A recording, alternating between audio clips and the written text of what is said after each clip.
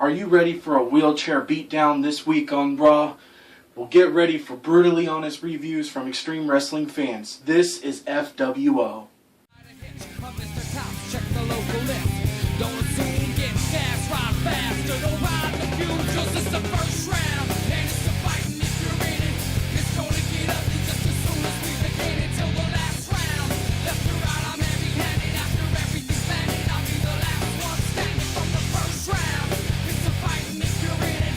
It's gonna get ugly just as soon as we begin it till the last round. Left to right, I'm heavy-handed. After everything's landed, I'll be the last one standing. I'm Mr. First to get the game jumping, ain't nothing. Mr. Quick to trip and load the clip and start dumping. Sucker, say something. Mr. Trying to build a million out of plain nothing. Mr.'s gonna be successful, daddy ain't bluffing. I'm Mr. Quick to chop and one of a kind. A madman on the band till every one of them's mine. I'm Mr. No Look and honor amongst crooks. I'm Chris Helix and this is FWO. Are you ready to experience the UK without Triple H and Stephanie McMahon? Are you ready to see what Kane did while Triple H and Stephanie McMahon were away? All this and more on Future Wrestling Observer. Alright, looks like we kicked off Raw with a handicap match. Orton versus the tag team champions Cody Rhodes and Goldust. Now this match went back and forth for a while. Of course, Orton ends up getting out of the ring because he doesn't even want to fight tonight. And he's like, fuck this, and gets counted out. But then Big Show comes down, runs in and starts beating the holy hell out of Orton after Goldust and Cody Rhodes pick up the one via countout. And then Big Show decides to choke slam the holy hell out of Randy Orton through the announce table. And Randy Orton goes crying home with his fucking shoulder like ow, ow, ow, ow, ow, backstage. But this match for me ended in 1.5 stars. Would have been even better if we would have got to see Big Show beat the holy hell out of Orton even more. Before, you know, a bunch of people started complaining, wham, wham, wham. But yeah, like I said, 1.5 stars for the first match to kick off Raw. This Raw, we experienced a brand new tag team coming out. Wait a minute. Wasn't that just 3MB in UK flags on their pants? So yes, the 3MB decides to come out as the Union Jacks, facing Los Matadores and Santino Marella. Now, this match, I can't really rate it on wrestling. There wasn't much wrestling. It was more for comedic effect and, you know, kind of getting the crowd all laughed up and hyped up a little bit. But it kind of reminds me of independent wrestling. There's always at least one match where there's just super funny, you know, people doing titty twisters and stuff like that. But Los Matadores and Santino Marella ended up picking up the win over the Union Jacks. So nothing's really changed with 3MB. They're still losing even though they have a new name.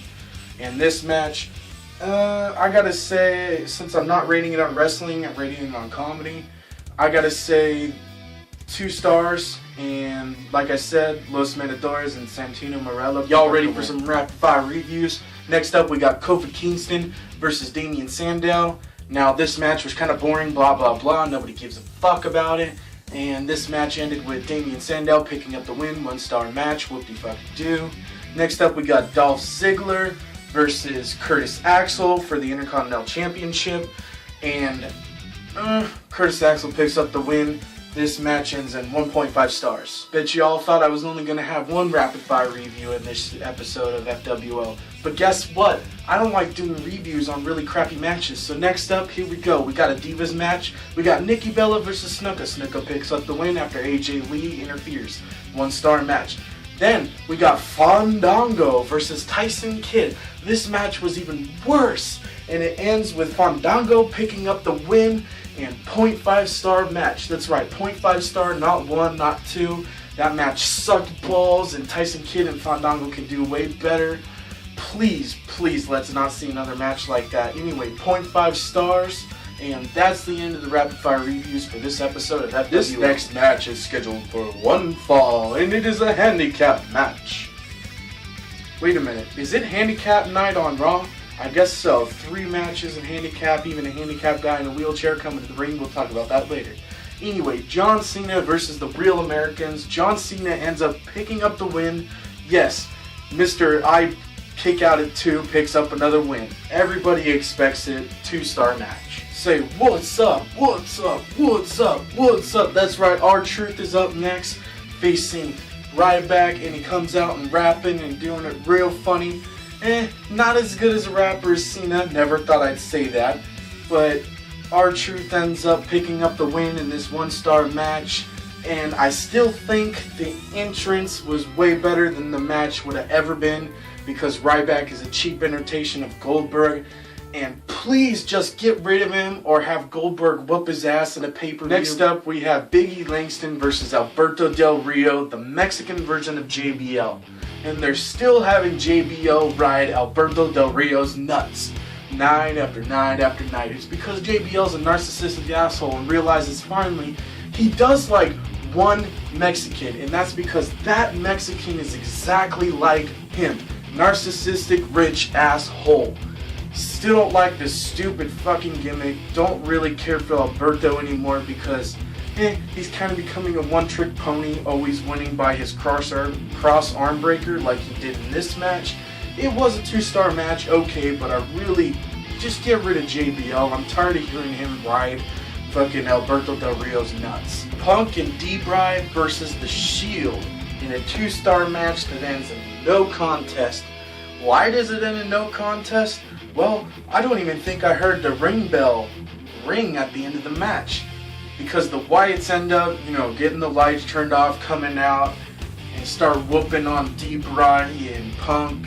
But then the Shield and the Wyatt family get out of it. I would still love to see this one, and hope to God if it does happen, the Wyatt family picks up the win, because I want to see the Shield break up. I'm tired of their stupid, lame gimmick and ripping off the name of an agency and a comic book and blah blah blah.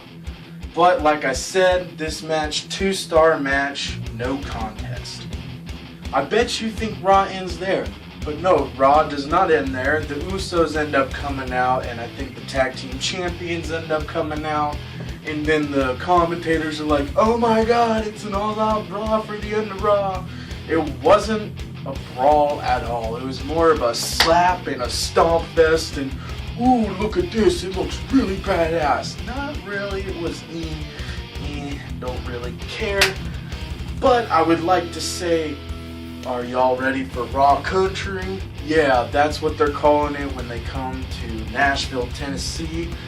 Ooh, playing on another gimmick. Ooh, Raw Country, is it gonna be good? All I gotta say, I hope if they're gonna say Raw Country, they're gonna bring in some country folk.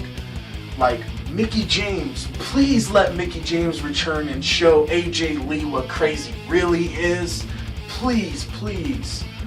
But this Raw ends in the 2 stars for me, and I will see you all next time on FWO.